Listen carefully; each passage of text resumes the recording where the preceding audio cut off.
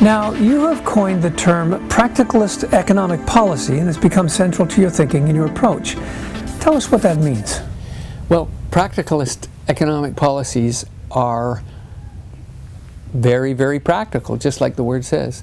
They are non-ideological. So you've got practicalist and you've got dogmatic, or you've got practical and you've got ideological.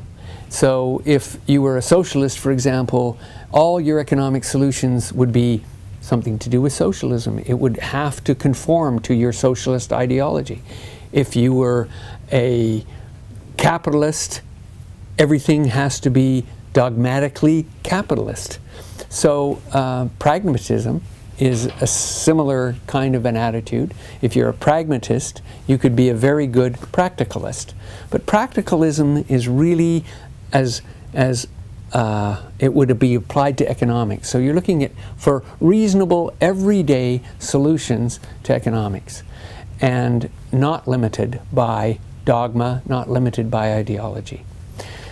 And that's basically what it is. So an example is the Keynesian revolution. Another example is the Chinese moving from their communism to a market system. They now have a system where they're using markets and they're using private enterprise and combining that with an authoritarian planning system.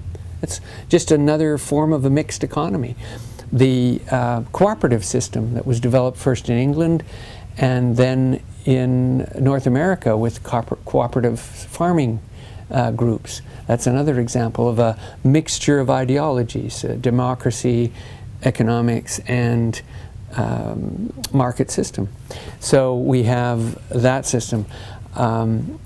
Micro finance, which is another combination of systems, cooperation and financial funding of small, tiny little business enterprises in developing countries. There's so many different applications, but these are all examples of people using common sense, using their ideas to, without any dogma, without any ideology, setting up a system that works, a system that solves an economic problem. And that's what practicalist economics is. And it's really not a new concept.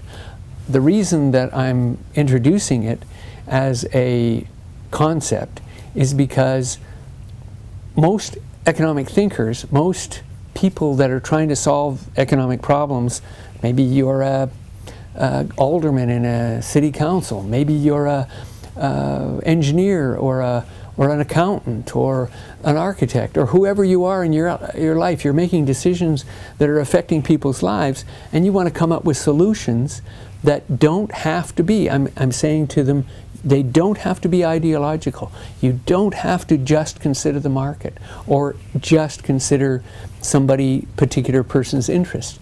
You can find a solution that is practical, that is practicalist, that solves an economic problem without using ideology. So you can follow in the footsteps of Keynes and all the other really innovative and famous economists who've been able to do that kind of thing. Where does this view come from?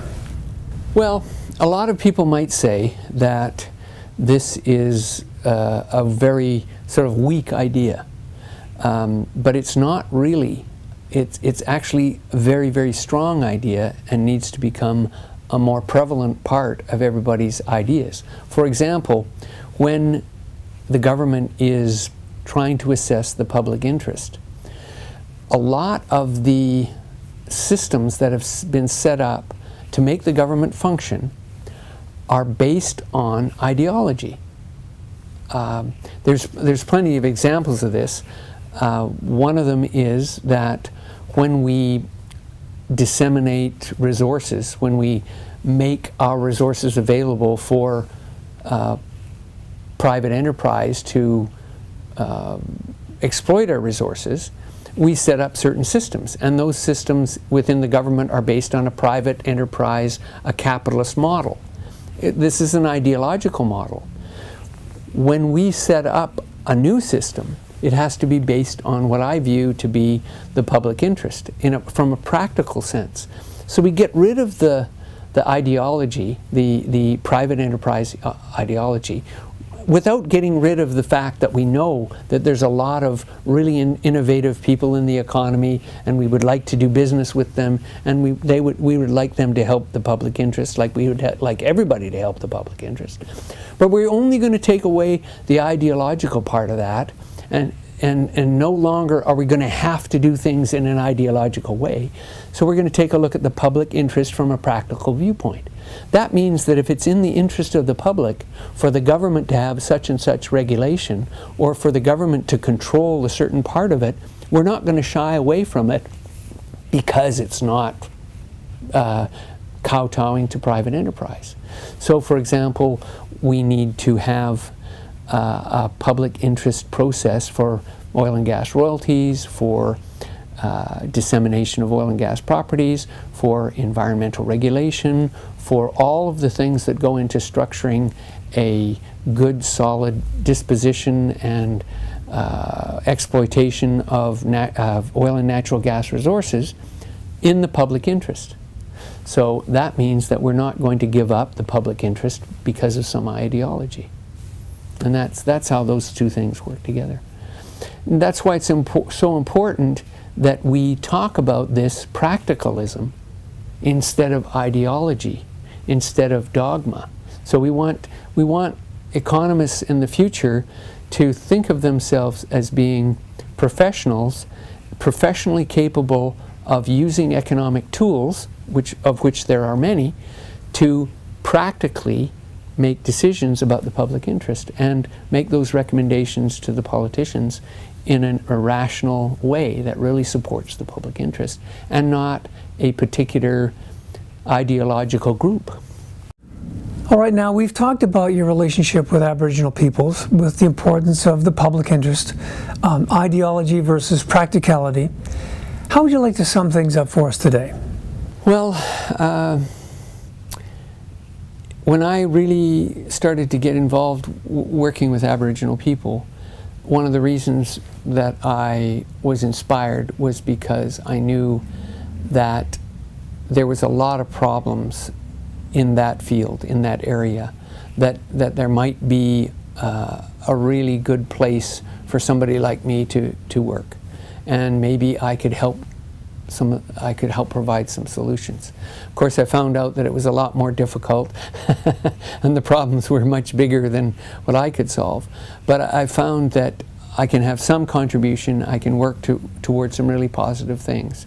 I've found in the Aboriginal world that the dogmas and the racism and the misconceptions are huge. And it's more and more an issue of overcoming the problems, the mental problems, the racism, the dogmas, and the misunderstandings that we have about each other. Our problems are much more based on that than they are on good ideas.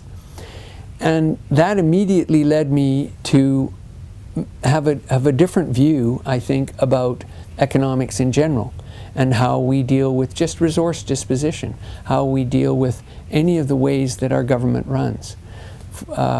I believe that we should be changing our whole government structure to be more innovative, more oriented towards the public interest, in a similar way that I've had to take a look at how we look at Aboriginal people and how we try and solve some of the problems we have in that field.